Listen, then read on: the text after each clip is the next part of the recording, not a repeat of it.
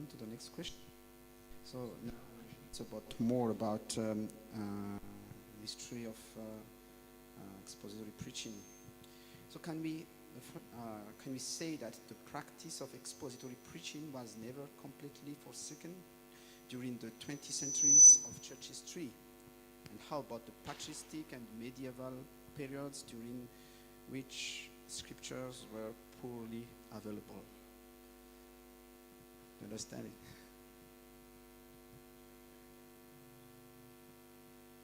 Who's going to answer that one? Ma pensée par rapport à cette question, c'est que justement, à un moment donné dans l'histoire, l'Église s'est écartée d'une étude claire, nette, approfondie et linéaire de la parole de Dieu.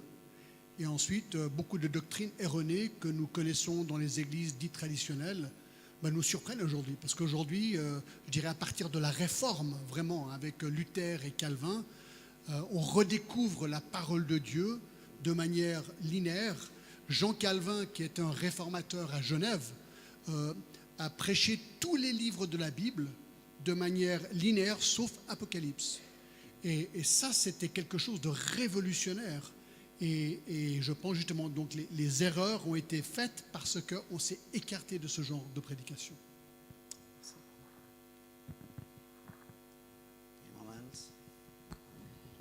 On peut très bien dire aussi que Calvin était un théologien expositeur.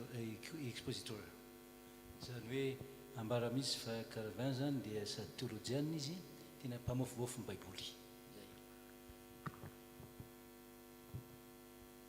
Nampiavaka azy ka izy natao hoe le vrai théologien, tsisy miantso afa-tsy izy ihany miteny théologien fijery maro azy satria Baiboly no tena zavainy. Okay. And okay, so I can follow up with it's a question that is, I think, related to the previous one again. So, was there a kind of golden age of expository preaching during church history and the dark age? And was there a period of great revival of expository preaching similar to what happens to biblical counseling? And can we historically establish a correlation between the spiritual state of the church in general and the forsaking or the coming back to expository preaching? So we combine church history and expository preaching. Je ne suis pas un expert historien, mais je sais que dans le IVe siècle, il y avait Jean Chrysostome qui prêchait par exposition, un père de l'Église, et qui a fait beaucoup de bien dans le christianisme de son époque. Et puis petit à petit, les prédications sont devenues allégoriques au lieu d'être textuelles. Et quand c'est devenu allégorique, le sens de la Bible est devenu voilé, c'est devenu des interprétations personnelles. Est-ce que tu peux expliquer allégorique, s'il te plaît? Allégorique, c'est-à-dire que, je ne sais pas Florence, si toi tu pourrais l'expliquer mieux que moi, mais c'est de prendre une vérité de la Bible et d'en faire un sens, au lieu que ce soit littéraire, c'est imagé, c'est spirituel, mais c'est plus très concret. Je ne sais pas si, par exemple, la Bible parle de la Nouvelle Jérusalem, de la Nouvelle Terre. Une Nouvelle Terre, concrètement, c'est une Nouvelle Terre. Mais dans la pensée allégorique, qui a été très influencée par la pensée grecque, on le voit beaucoup dans l'Église catholique notamment, le paradis, c'est un endroit où on est absorbé dans Dieu, on est très distant de Dieu, c'est plus une image lointaine de Dieu plutôt que ce qu'il y a vraiment dans les Écritures. Parce qu'on a pris une image, et on l'a spiritualisée au lieu de rester dans du concret et dans du pratique. Donc on a le Moyen-Âge qui va suivre avec l'influence de la prédication allégorique jusque vraiment au réveil. Alors il y a des réveils ponctuels qui vont se passer. Par exemple, même à Lyon, en France, il va y avoir un groupe qui va se remettre à prêcher la parole, les Vaudois. Et il va y avoir des petits réveils. Et puis avec la Réforme, Jean Calvin, Luther, ils prêchent la parole. Il y a des grands réveils.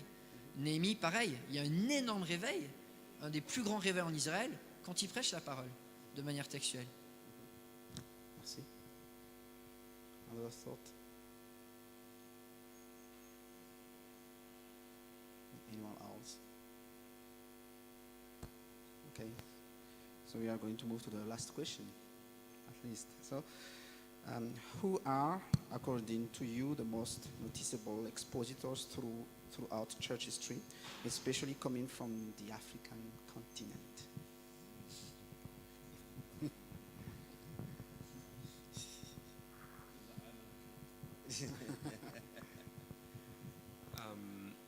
Saint Augustin était, enfin Augustin, bon, était d'Afrique du Nord et il a quand même commenté pas mal de textes de l'Écriture dans ses homélies.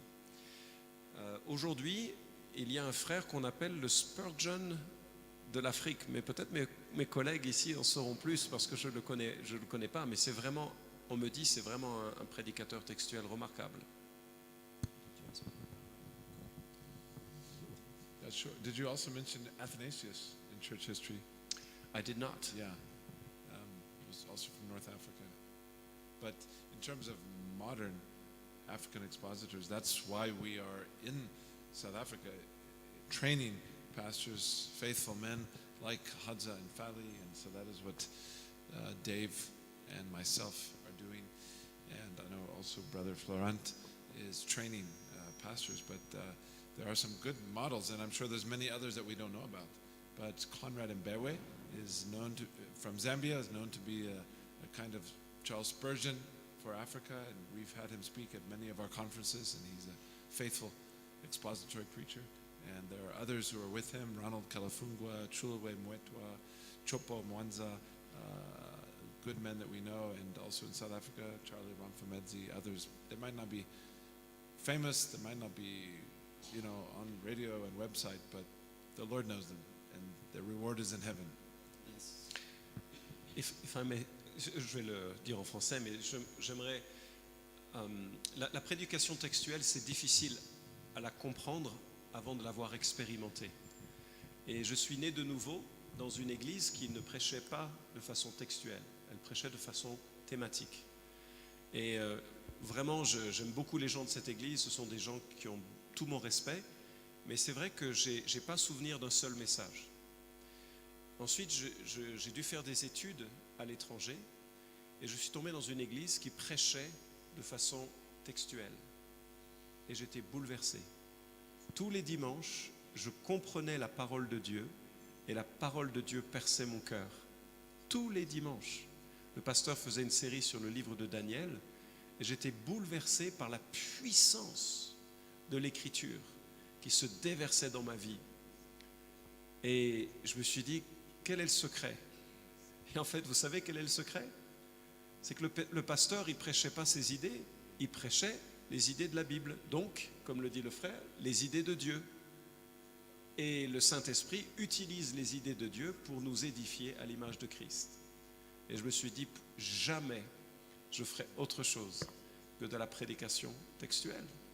Parce que c'est vraiment un impact. Et je vois l'impact que ça a eu dans notre Église pendant les 20 ans de ce ministère. Et je vois l'impact que ça a quand des églises prêchent de façon textuelle.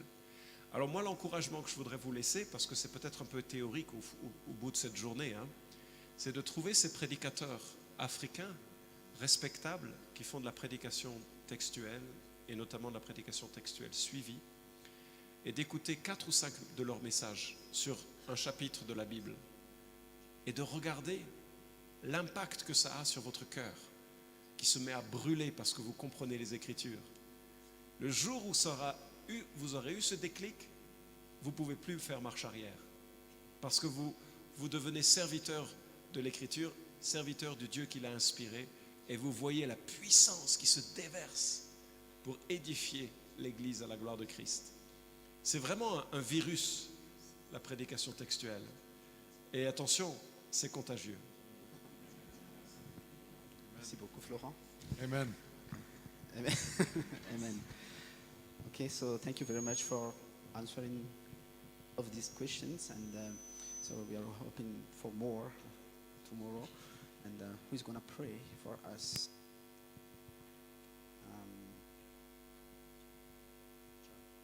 John, do you want to pray? Alors on va prier. Seigneur, quelle journée incroyable nous avons eue aujourd'hui. Seigneur, merci, et merci premièrement pour ta présence ici. Deuxièmement, merci Seigneur pour toutes les personnes qui sont venues et qui sont ici et qui ont passé la journée à écouter prédicateur après prédicateur. Seigneur, merci pour le sacrifice que cela redemandait, Seigneur. Pour la fatigue aussi. Mais Seigneur, merci parce que tu les as remplis de toi et de ta parole. Et peut-être que pour certains, ce concept de la prédication textuelle est un nouveau concept. Seigneur, je te prie d'avoir dans leur vie le même impact que ce genre de prédication a eu dans la vie de Florent Varac. Et Seigneur, mets le feu dans leur cœur. Aide-nous à être beaucoup plus littéral dans notre approche de la parole de Dieu, Seigneur, parce que tu l'as écrit avec un début et une fin. Et nous voulons être fidèles, Seigneur, dans notre prédication de ce début jusqu'à la fin.